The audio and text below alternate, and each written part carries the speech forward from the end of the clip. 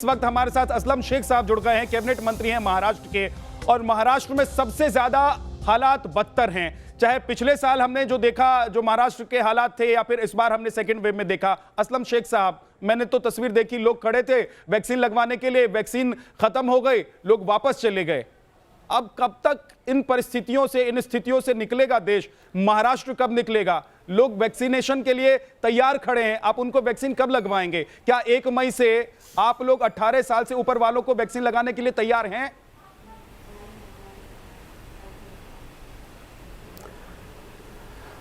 बिल्कुल सही बात है। जितने हमने सेंटर्स खोले थे, आज सारे सेंटर्स के बाहर लाइन लगी हुई है और शायद हमें 2 दिन सेंटर्स भी बंद करना पड़े, क्योंकि जो वैक्सीनेशन केंद्र सरकार से हमारे पास आना था वो पूरी तरीके से आ नहीं पा रही है।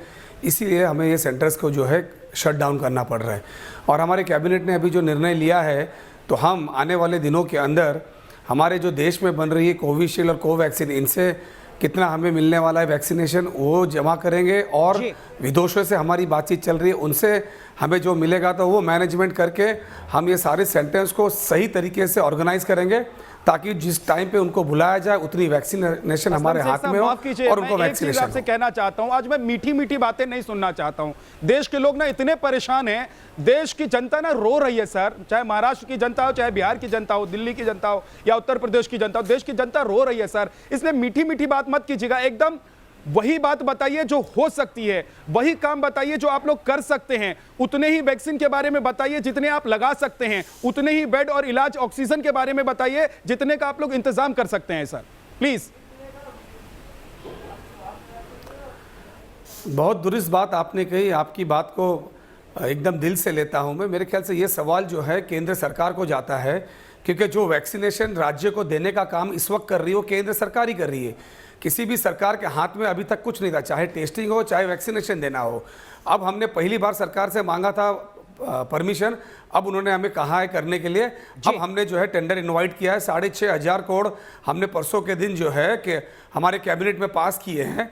अब हम हमारे जो विदेश कंपनियां हमें देंगी उनसे हम बातचीत करेंगे, और जो हमारा मैनेजमेंट होगा, आप देखिएगा कि कहीं भी आपको कतार दिखाई नहीं देगी, क्योंकि हमारे पास वैक्सीनेशन का जो क्वांटिटी होगी उसी क्वांटिटी के हिसाब से हम लोगों को बुलाएंगे। असलम शेख साहब, अनुराग दीक्षित बोल रहा हूं। एक सवाल आपसे पूछना है सर। सरकारी आंकड़े जो कह रहे हैं कि पिछले साल के मुकाबले इस साल तक, यानी कोरोना के इस कहर में बीते 1 साल में आपने तकरीबन 16,000 ऑक्सीजन सपोर्टेड बेड्स की संख्या बढ़ाई है। तमिलनाडु के बाद महाराष्ट्र दूसरे नंबर पर वो राज्य है जिसने अपने यहां पर इस इंफ्रास्ट्रक्चर को बहुत शानदार तरीके से आगे बढ़ाया है, इसमें कोई शक नहीं है। लेकिन क्या आपको लगता है कि उसके बाद भी 60,000 से ज्यादा मामले महाराष्ट्र में 24 घंटे में आ रहे हैं? कैलकुलेशन में, तैयारियों में कहीं कमी रही है?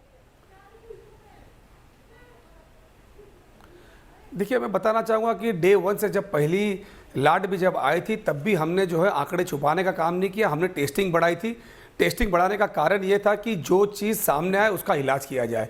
और ये फेज़ 2 के अंदर भी हमारे आंकड़े जब भी, चाहे डेथ के हों चाहे कोरोना से पीड़ित के हो, हमने उसको छुपाने का काम नहीं किया। जितने ज़्यादा आए उतने ज़्यादा हमने जो इलाज करने का काम किया।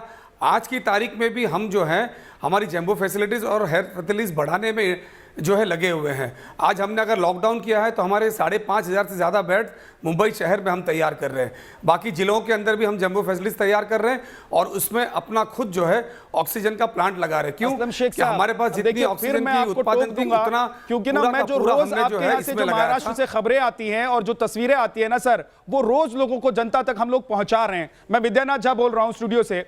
सर मुझे एक चीज बता दीजिए, जनता मुझे मत बताइए सर, क्योंकि ये सवाल मेरा है ही नहीं। ये सवाल तो वो जनता पूछ रही है जो आप लोगों की तरफ उम्मीद लगाए बैठी देख रही है, जिन्होंने आपको चुना है, जिन्होंने आपको मंत्री पद तक पहुंचाया है और आपके नेता को मुख्यमंत्री पद तक पहुंचाया है। वो जनता को बताइए कि क्या आने वाले दिनों में आप लोग और लॉकडाउन को एक्सटेंड करने वाले हैं?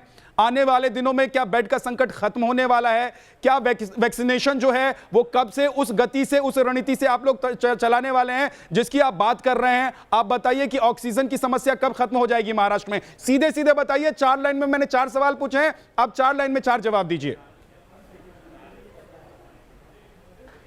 आप बिल्कुल मेरी बात सुनिएगा, बीच में काटिएगा नहीं। मैं आपको बताना सुनूंगा सर कि सबसे ज्यादा जो है बेड्स का, आज आपने खुद कहा, जब आपने कहा सबसे ज्यादा हेल्थ का इंफ्रास्ट्रक्चर आज भी देश में जो है महाराष्ट्र सरकार ने किया। और मैं आपको पहले ही बता चुका कि पहले भी अगर आरटीपीसीआर टेस्ट हो चाहे वैक्सीनेशन देने का हो, राज्य सरकार के हाथों में कुछ नहीं था। हमें पहले बहुत ज़्यादा वैक्सीनेशन दिए गए, उसके बाद में हमने बहुत ज़्यादा सेंटर्स खोल दिए इनके हिसाब से। बाद में आज ये हमारी नौबत है कि मुंबई शहर और महाराष्ट्र में कई वैक्सीनेशन सेंटर हमको बंद करने पड़े और पिछले दिनों में आपने देखा होगा कि कतारें बढ़ते चली गई। अब हमने फैसला हमारे हाथ में लिया है, हम सही तरीके से उसका मैनेजमेंट करेंगे। हम जितनी वैक्सीनेशन हमारे ठीक है, पास ये सब आएगी बहुत उस अच्छी हिसाब बात है से असलम शेख लोगों साहब, को अपॉइंटमेंट देंगे और जो उसी बातें तरीके आप से कह हम रहे हैं जो और है कुछ